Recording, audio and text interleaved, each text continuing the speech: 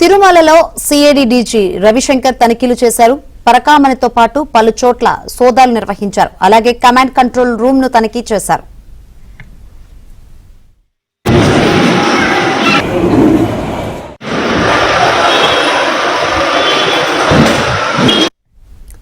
తిరుమలలో CID DG Ravishankar తనిఖీలు చేశారు. తనిఖీలు సంబంధించి మరిన్ని వివరాలు అందించేందుకు మా ప్రతినిధి దినేష్ సిద్ధంగా ఉన్నారు. దినేష్, శంకరి, మొత్తంగా రవికుమార్ ఏదైతే పరకామణిలో విదేశీ కరెన్సీకి సంబంధించినటువంటి చోరీ కావచ్చు, దాని ద్వారా అక్రమంగా కోట్ల రూపాయలు సంపాదనకు సంబంధించినటువంటి ఆరోపణలు ఉన్నాయో దాన్ని రవికుమార్ ద్వారా ఆస్తుల్ని కూడా టీటీడీకి రాయించుకోవడం కాకుండా గత గవర్నమెంట్ లో కొంతమంది వారి పేరిట కూడా రాయించుకున్నారని అభియోగాలు ఉన్న నేపథ్యంలో కోర్టులో హైకోర్టు ఉత్తర్వుల మేరకు ఈరోజు యొక్క తనిఖీలు నిర్వహించారు. హైకోర్టు గతంలోనే నివేదిక ఇవ్వాలన్నా సిఐడి సరిగ్గా స్పందించకపోవడంతో తీవ్రమైనటువంటి చివాట్లు పెట్టినది మనకు తెలిసిందే.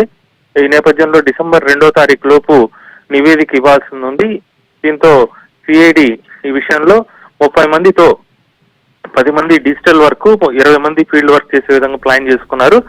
ఎవరికైతే డిజిటల్ వర్క్, ఫీల్డ్ వర్క్ ఉందో మొత్తం 5 టీములుగా ఏర్పడి బెంగళూరు కావచ్చు, తమిళనాడు కావచ్చు, హైదరాబాద్ ఇట్లా అన్ని చోట్ల కూడా వాళ్ళు వర్కౌట్ చేయాల్సిన అవసరం ఉంది. ఈ నేపథ్యంలో తిరుమలలో పరకామణిలో ఏం జరిగింది, అలాగే ఆ యొక్క సీసీటీవీ ఫుటేజ్ కావచ్చు, కమాండ్ కంట్రోల్ కావచ్చు, అక్కడ వర్క్స్ ని షెడ్యూల్ చేసి ఆ వర్క్ ని కొంతమందికి డీజీ ఈ రోజు అప్పచెప్పడం జరిగింది. తిరుమలలో ఎవరు ఏ పని చేయాలనే విషయం పైన తన సిబ్బందికి క్లారిటీ ఇవ్వడంతో పాటు టీటీడీ కావచ్చు, పోలీస్ కావచ్చు, టీటీడీ విజిలెన్స్ కావచ్చు, వాళ్ళ నుంచి ఎలాంటి సహకారం కావాలా అనే విషయాల పట్ల ఈ రోజు వర్క్ ప్లాన్ ని షెడ్యూల్ చేసి ఆ విషయాల్ని క్లుప్తంగా మీడియాకు కూడా చెప్పడం జరిగింది. తర్వాత బెంగళూరులో ఉండేటువంటి ఆస్తులు కావచ్చు, అలాగే హైదరాబాదు, తమిళనాడు, ఇతర చోట్ల ఎక్కడెక్కడ ఆస్తులు ఉన్నాయనే విషయాలు కూడా ఎంక్వైరీ చేయబోతున్నారు. మొత్తంగా డిసెంబర్ 2 లోపు హైకోర్టుకి నివేదిక వచ్చే విధంగా డీజీకి సంబంధించిన టీం వర్కౌట్ చేస్తా ఉంది. Shankari, right, thank you Dinesh.